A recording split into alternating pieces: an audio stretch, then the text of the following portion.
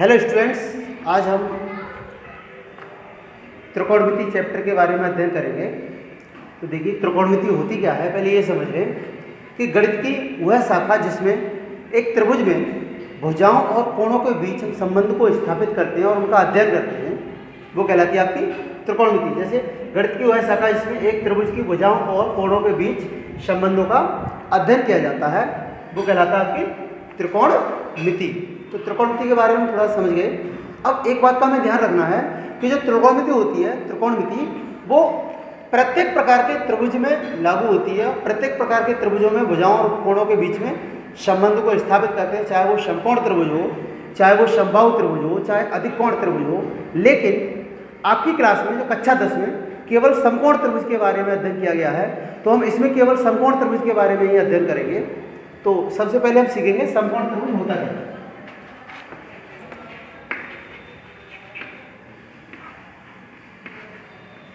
समकोण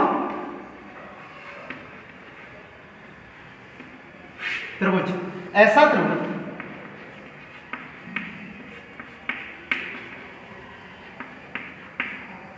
जिसमें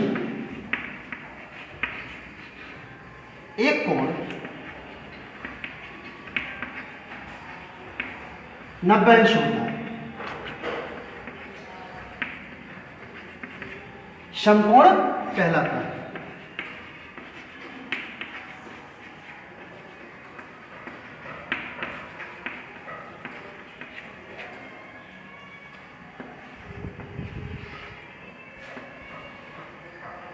एक कोण कितने अंश का होगा? 90 अंश का। इस भुजा को ए मान ले रहे हैं, वो सॉरी शीर्ष को ए मान ले रहे हैं, इसको बी मान ले रहे हैं और इसको सी मान ले रहे हैं। तो समकोण त्रिभुज में क्या होता है?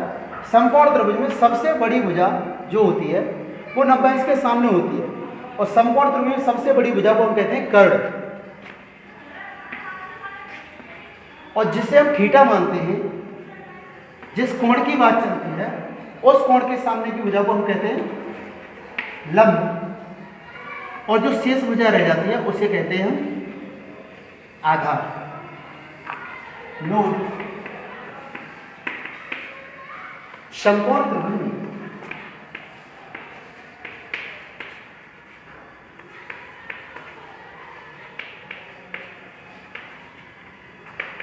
सबसे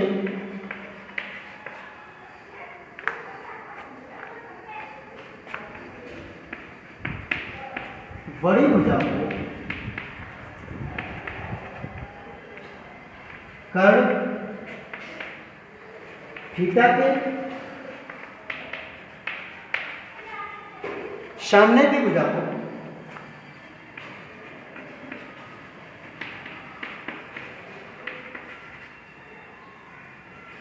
लंब एवं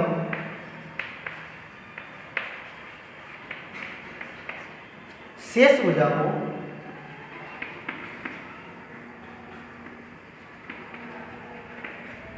आधार कहते हैं। मान लो कोई समकोण त्रिभुज है आपका,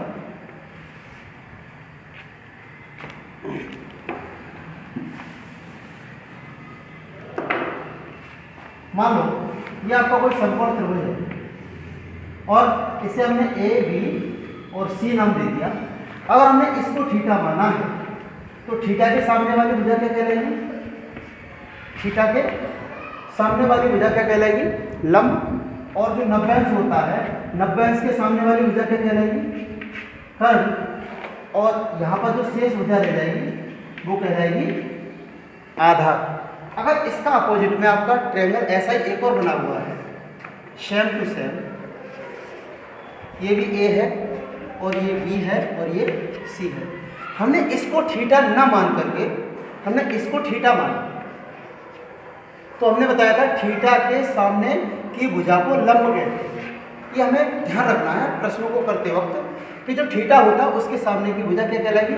इसमें ये बीसी लंब था और इसमें अगर ये वाला थीटा माना है हमने तो ये वाला लंब हो जाएगा। इसका मतलब आधार और लंब थीटा के हिसाब से चेंज होते रहते हैं। अगर हमने ये थीटा माना है तो ये लंब कहलाएगा, लेकिन जो आपकी सबसे बड़ी भुजा है वो तो आपकी कर्ण ही कहलाएगी। और जो शेष भुजा रह गई इसमें ये वाली तो लंब हो गई, ये वाली आपकी हो जाएगी फिर आधार। हमें इस बात का विशेष ध्यान रखना है कि थीटा में कौन से थीटा की बात चल रही है। इस ए की बात चल रही है, यानी कोण ए की बात चल रही है, कोण सी की बात चल रही है।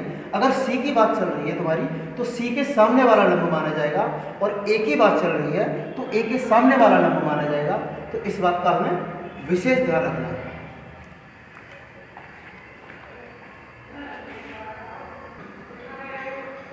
आगे देखते हैं, समकोण त्रिभुज से संबंधित एक प्रमेय होती है, इसे हम पाइथागोरस प्रमेय कहते हैं। तो इस प्रमेय के अनुसार पाइथागोरस प्रमेय क्या होता है कि कोई भी अगर समकोण त्रिभुज हुआ आपका,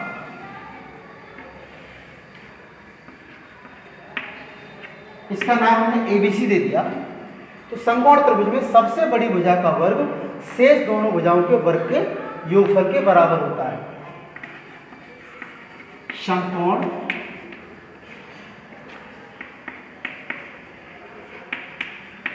त्रिभुज में सबसे बड़ी भुजा का वर्ग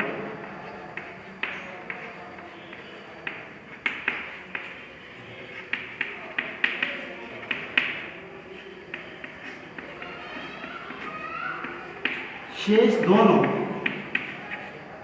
भुजाओं के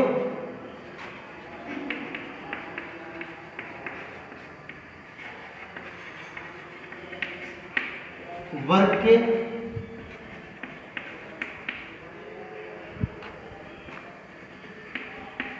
योगफल के बराबर होता है। इसका मतलब यह है, सबसे बड़ी भुजा क्या थी आपकी, कर्ण। अगर मान लो इसमें हमने थीटा माना तो ये क्या हो गया, लंब, और शेष भुजा क्या हो गई, आधार। तो इसका मतलब ये हो जाएगा, सबसे बड़ी भुजा है कर्ण, तो कर्ण का वर्ग, अतः कर्ण का वर्ग बराबर लंब का वर्ग प्लस आधार का वर्ग। इस प्रमेय को हमें बार बार प्रयोग करना पड़ेगा, इस तरह ध्यान से देखेंगे कि कर्ण का वर्ग बराबर लंब का वर्ग प्लस आधार का वर्ग।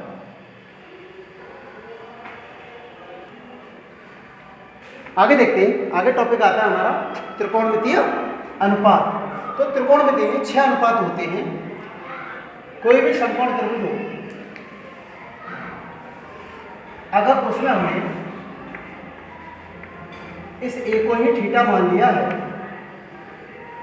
ए, बी और सी, तो ये वाली भुजा आपकी कर्ण कहलाएगी, और ये वाली लंब कहलाएगी, और ये वाली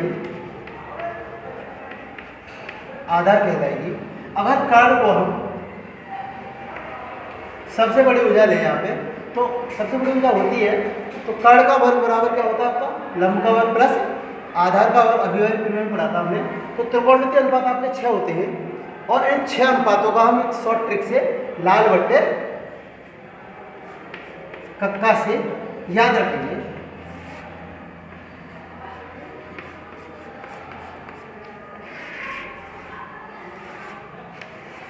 इन अनुपातों की परिभाषा सबसे पहला होता है यहाँ पे साइन थीटा, दूसरे नंबर पर कॉस थीटा, तीसरे नंबर पर टेन थीटा।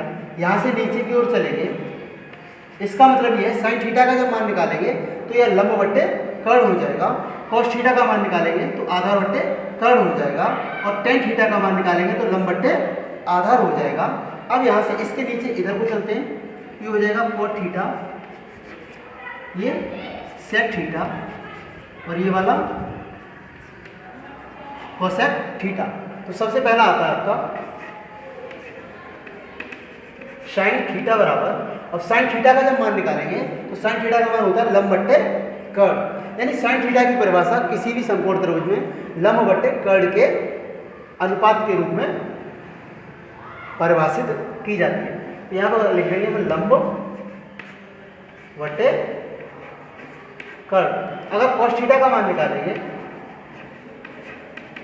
तो कॉस थीटा का मान आधार बट्टे कर्ण,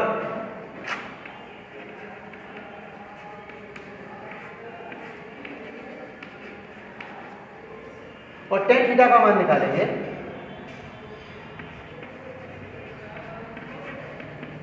टेन थीटा का मान आपका लंब बट्टे आधार।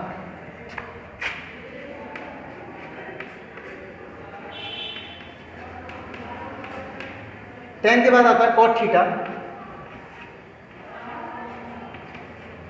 COT।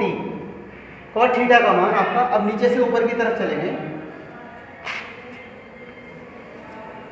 ये व्युत्क्रम, इस टेन का व्युत्क्रम होता है, यानी कॉट थीटा का मान आधार बट्टे लंब।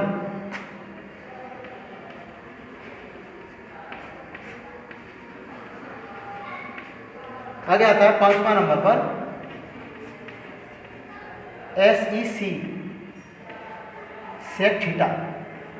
सेक थीटा का मान आपका कॉट बट्टे आधार।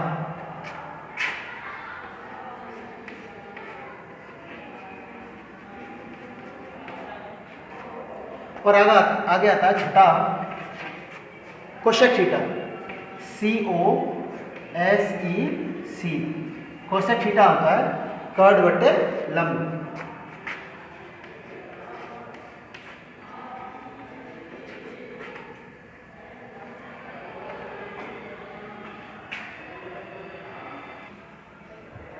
एक अगला टॉपिक है त्रिकोणमितीय व्युत्क्रम अनुपात।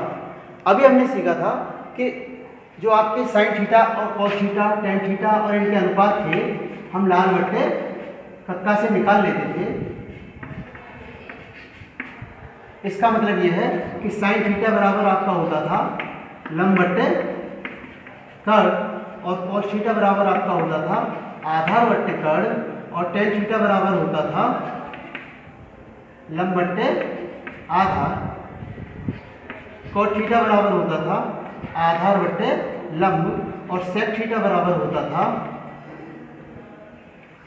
कर्ण बट्टे आधार, और कोसेक थीटा बराबर होता था कर्ण बट्टे लंब। अब हमें इन सब में संबंध देखना, क्या देखना है?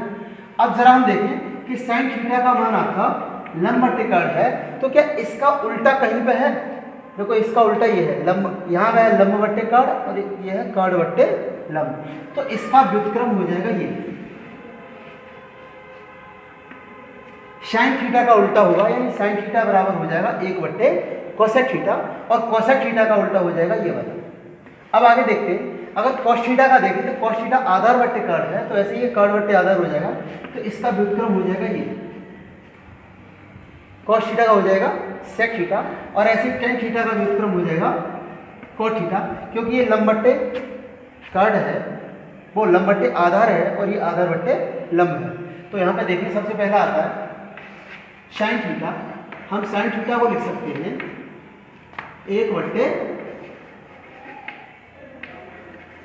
कोसेक थीटा, क्योंकि साइन थीटा का उल्टा ये था, इधर लंब बट्टे कर्ण है और इधर कर्ण बट्टे लंब है, तो साइन थीटा का उल्टा हो जाएगा कॉस थीटा, यानी लास्ट वाला पहला वाला सबसे लास्ट वाले का उल्टा, उससे दूसरा वाला इससे नीचे वाले दूसरे का, और बीच वाले दोनों एक दूसरे के उल्टे। अगर यहाँ पे हम देखें दूसरा, अगर कॉस थीटा का मान निकालें तो कॉस थीटा का उल्टा हो जाएगा 1/sec थीटा। अगर हम यहाँ से साइन कॉस टेन थीटा का मान निकालें तो टेन थीटा का मान हो जाएगा 1/cot थीटा, और आगे अगर cot थीटा का मान निकालें तो cot थीटा का उल्टा हो जाएगा 1/tan थीटा। अगर हम sec थीटा का मान निकालें तो sec थीटा का मान हो जाएगा ऐसे ही, sec थीटा क्या उल्टा हो जाएगा 1/cos थीटा। ऐसे ही अगर कोसेक थीटा का मान निकालें तो कोसेक थीटा का मान आपका साइन का उल्टा कोसेक था, तो कोसेक का उल्टा साइन हो जाएगा 1/sin थीटा। अब यहाँ पे एक बात और हमें समझ में आ रही है कि अगर इनका एक दूसरे का मल्टीप्लाई कर दें, इसमें क्रॉस मल्टीप्लाई कर दें, जिसे हम कैंची का गुणा कहते हैं, इसके बट्टे 1 मान करके, तो इसका और इसका गुणा करेंगे तो 1 आ जाएगा। इसका मतलब ये है अगर कहीं पर sine theta into cosec theta का मान दिया हो तो आपका गुणा करके 1 आ जाएगा। ऐसे ही अगर इसका करेंगे, इसका कॉस्ट अगर इसके नीचे 1 माने तो इनका गुणा करेंगे और इनका गुणा करेंगे, तो cos theta into sec theta कहीं पे लिखा हो तो उसका मान भी 1 आ जाएगा। थर्ड नंबर पे है अगर हम tan theta into cot theta का गुणा करें तो इनका भी 1 आ जाएगा। और कहीं पर हम कॉट थीटा, एक ही बात है, चाहे कॉट का टेन में गुणा कर लो चाहे टेन का कॉट में कर लें, यानी cot theta into tan theta का गुणा करें तब भी क्या आ जाएगा 1 आ जाएगा। और ऐसे ही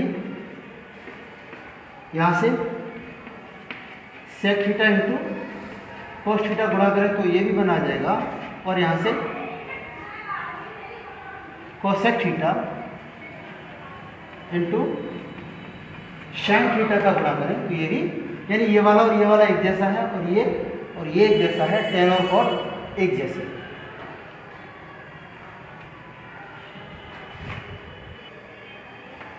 देखिए क्वेश्चन नंबर 8.1 का पहला क्वेश्चन देखते हैं।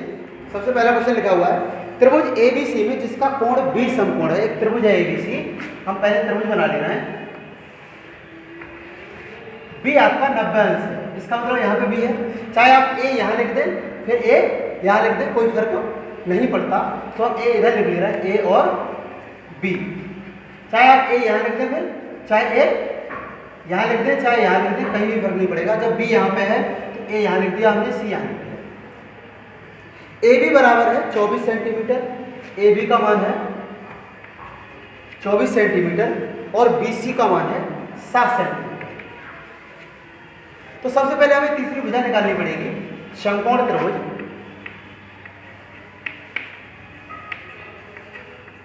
ABC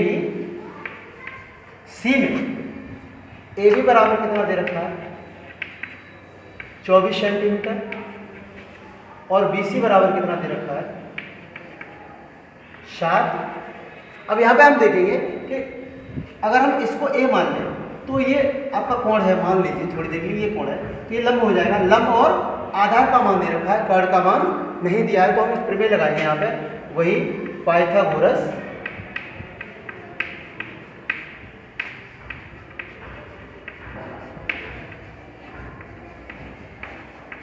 प्रमेय से। तो क्या होता था आपका कर्ण का वर्ग बराबर लंब का वर्ग प्लस आधार का वर्ग। अब कर्ण आपका कितना है AC है तो यहाँ AC लिख दे रहे हैं, लंब कितना है BC है तो यहाँ BC लिख दे रहे हैं, और आधार कितना है AB है तो यहाँ पे AB लिख दे रहे हैं। तो AC का वर्ग आपका आ जाएगा, यानी BC का मान 7 है तो 7 का वर्ग हो जाएगा, और AB का मान 24 है तो ये 24 का वर्ग हो जाएगा। और AC का मान हमें निकालना है तो ये हो गया 49 और ये 24 का वर्ग 576, और इसका गुणा करेंगे जोड़ेंगे इन्हें तो 6 और 5 9 और 6 5 हो गया, 7 4 11 12 और हासिल 1 5 और 1 6, और AC का मान आपका आया √ का 625, और 625 आपका होता है 25 का वर्ग। इसका मतलब इसका आंसर 25 आ जाएगा। तो ये वाली भुजा आपकी 25 आ जाएगी।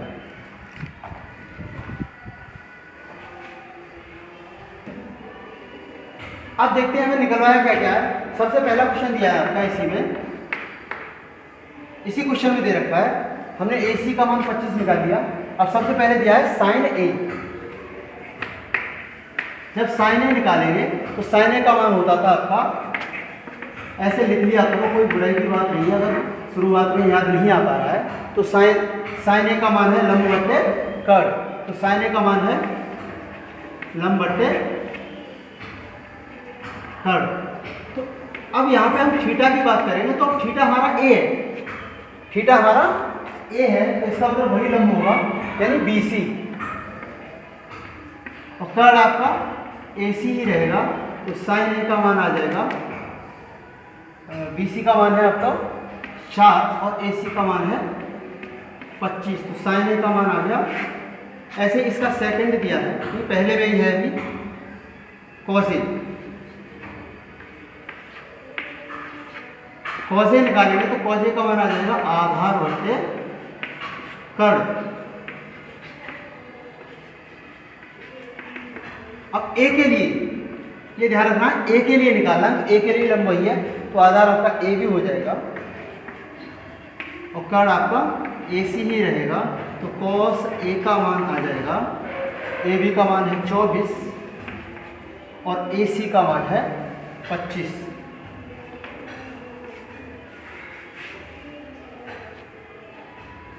एक sin C और cos C का मान निकाला है, तो इसका पहला वाला ले लेना पहले sin C। अब sin C हमारा होता है लंब बट्टे कर्ण, लंब बट्टे कर्ण दे रखा है। तो अब यहाँ पे sin C पूछा है, पहले कोण A था, अब हमारा कोण C है, तो C के लिए ये वाला C होगा, तो C के लिए लंबा इसके सामने वाला होगा, ये C है, C के सामने वाला क्या हो जाएगा लंब AB, तो इसका लंब हो जाएगा AB और कर्ण आपका वही रहेगा। तो AB का मान कितना है हमारा 24 और AC का है 25, तो ये आपका sin C का मान आ जाएगा। ऐसे ही same to same cos C का मान दे रखा है, cos C आपका होता है आधार बट्टे कर्ण। अब C के लिए आधार कौन सा होगा, यह भी ध्यान देना, ये C है, तो C के लिए लंब तो ये हो गया इसके सामने वाला, जो शेष भुजा बची ये कर्ण है, ये लंब है, तो आपका आधार हो जाएगा BC। कर्ण AC ही रहेगा, BC का मान कितना है 7 और AC का मान कितना है 25।